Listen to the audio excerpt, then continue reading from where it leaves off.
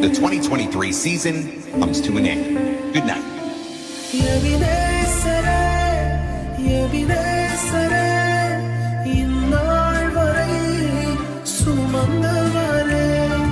தாங்கினி தப்புவித்தீ சுமந்தி சுகம் தந்தி உமக்காக யாவையும் சகித்துக் கொள்வேனே என் ஜீவனையும் பொருட்டாக நினைப்பதில்லையே நான் ஏன் கலங்கணும் என் ஆயம் இருக்கையிலே நான் ஏன் கலங்கணும் என் ஆயம் இருக்கையிலே